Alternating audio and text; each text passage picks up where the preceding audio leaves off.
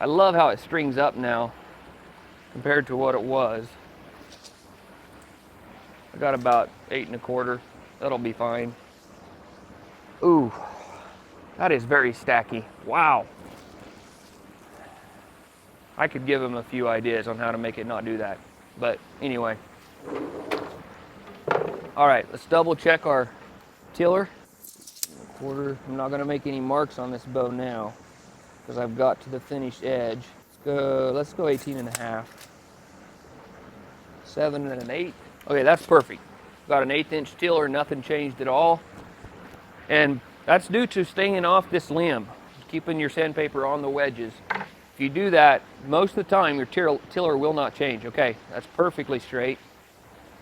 Perfectly straight. Straight, it's tuned, it's tillered. Now let's check the weight. If I'm correct, I think it was around 53 or so, I'm not sure. Run that 28 inch right to the back of the bow there. So now after we sanded down on the limbs, it's about 50 1/2. We've reworked this Black Hunter. We're gonna shoot it. It stacks like crazy. We can't really control that. That's all about the layup in the core. But it'll probably shoot pretty fast with so much stack.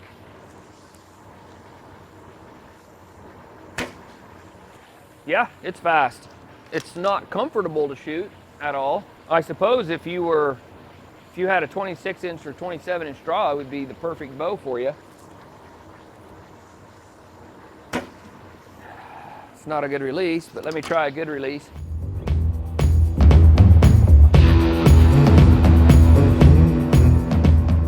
It shoots fast, and it casts an arrow perfectly straight now. There's no porpoising, there's no side to side.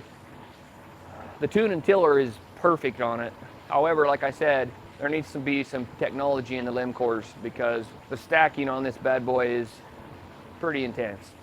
We got her reworked, we got her mated to the limbs, mated to the riser, the tip's redone.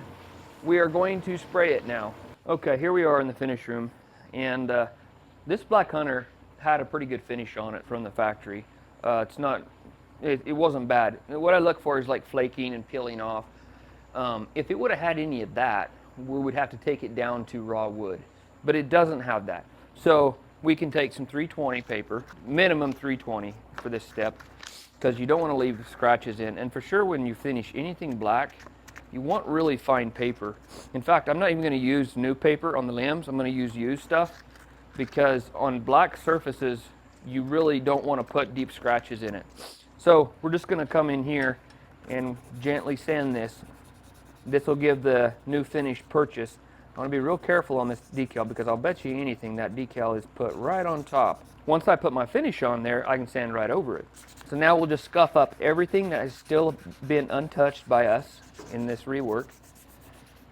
And you don't have to be that delicate. I mean, you don't want to sand through the finish, obviously, but you do want to scuff it up enough so that the new finish has purchase on it. Sand the whole riser.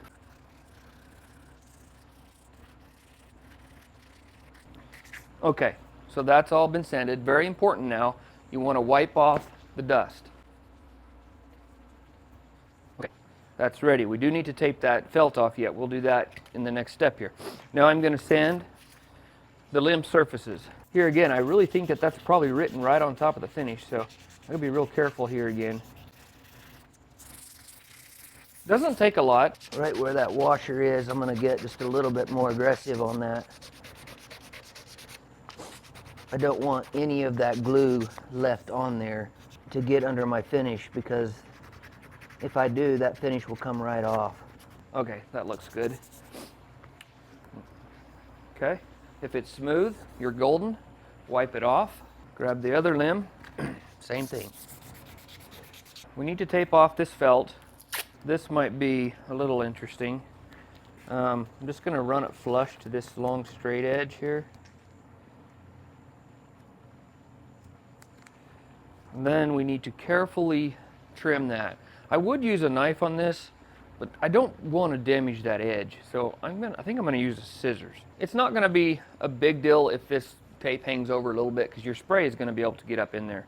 So we just want to go right up to the edge here. just like that. Okay. And that'll work perfectly. Do it to the other side. So I'm going to write some specs on this bow and whatever else I need. You can pick these up from Hobby Lobby, or you can order them on Amazon. It's just a steel tip calligraphy pen. This is Bombay India ink. Works really, really well. We're going to use white on this one. And I'm just going to add the length of this bow and reworked by Great Plains. Now, like I've said before, my wife usually does this, and her handwriting's better. Plus, I always get nervous when I do this, and I shake a little bit. You get quite a bit of ink on there. Now, you want to flick that end off, because you don't want a big glob coming off. So you just kind of flick it off a little bit, a couple times. Neato. Neato potato. 58 inches. That'll work for that one. If I was doing these for customers, I would have my wife do it. I imagine if I didn't have her, I would have to learn how to write. Okay, so what we do here at Great Plains is we just use a limb bolt. These are 5/16 hex head limb bolts. And then you just take a coat hanger, bend it, and then attach a piece of wire. You can use anything that you want. This works really, really well though. Put that down in there. And now I kind of messed that up, so I'm gonna, okay. I see a little discrepancy there where that arrow went across and we were shooting it. So we use cables that we stretched across. You could hang some rope up, or you could, if you have a garage with an overhead door, you could hang this up on your garage rails. Probably try to get it pretty far in the garage so if you accidentally the door hits it, but I would probably turn the door off or disconnect it while I was doing this. On the limbs, same thing. You could just grab any piece of wire or coat hanger and then go in from the belly side and you hang it just like that. And then this will go up here along with it. I like the Rust-Oleum clear, and the first coat I always use gloss, because any type of gloss finish, I should say most type of gloss finish, I think about all of them, the gloss is harder than the dull or satin or matte.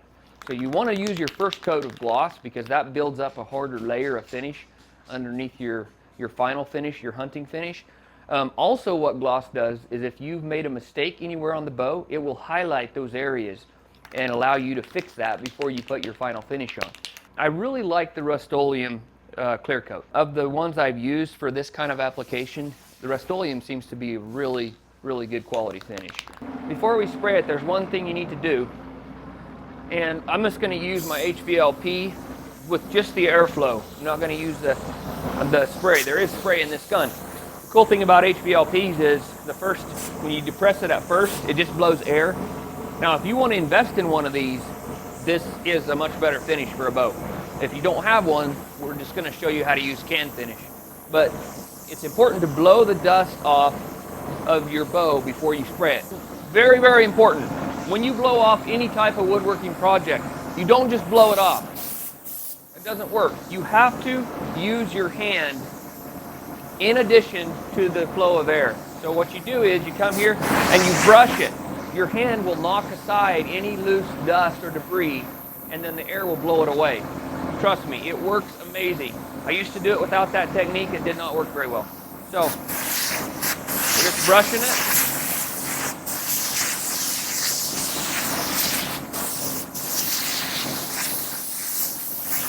When you attach this here to your riser, make sure that this here joint here and here is pretty tight. That allows you to twist this riser and kind of gives you some control over it instead of it just swinging free and swinging all over on you while you're spraying. Okay? Now we got a little bit of time with this Rust-Oleum. It's not quick dry, so you can grab your riser when you do the bottom part. You start with the bottom. Oh, this can's pretty old. It's not working great.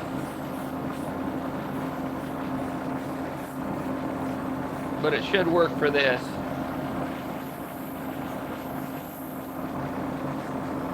Okay, that looks really good. Got a nice even coat on there. And we'll switch over to the limbs. Okay, same thing. Blow the dust off while with your hand and the air. The aerosol's almost gone on this thing. You get the tip first and get the backside there, come in there, and then grab up here.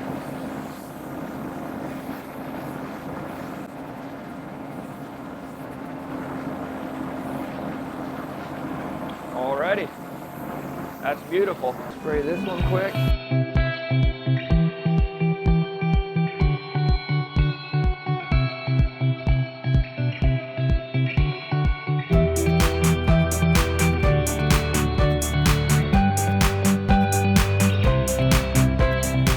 That's how you spray your Black Hunter and get it ready for spraying. Now, it's very, very simple. Once this dries, I would give it a full 24 hours.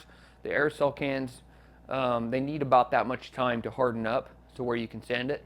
After it has dried 24 hours, you take minimum of 320 grit sandpaper and you sand it like I showed you before we started spraying it. You always sand between every coat. And that keeps the debris and cleans off. And as you, and on each successive coat, it will get smoother and smoother until you're happy with it. We usually put 3 coats on it. Very important, after you sand it, wipe all the dust off, blow all the dust off, and then spray it again. For the finish coat, I would use either a dull matte or satin, depending on what kind of hunting finish you want. You don't want a shiny bow when you're hunting. We use a dull on all the Great Plains bows. ML Campbell's Crystal conversion varnish is what we use. But you could grab the Rust-Oleum or Krylon or any aerosol can, and you're still going to get a great finish. If it was my hunting bow, I would probably use the dull or the matte. However, if it's a manufacturer of aerosol that is not too shiny on the satin, satin could be a better option because it's just a little harder than the dull or the matte. So I hope that gives you enough information to do your own Black Hunter, to rework it, and we'll catch you next time. Thanks for watching.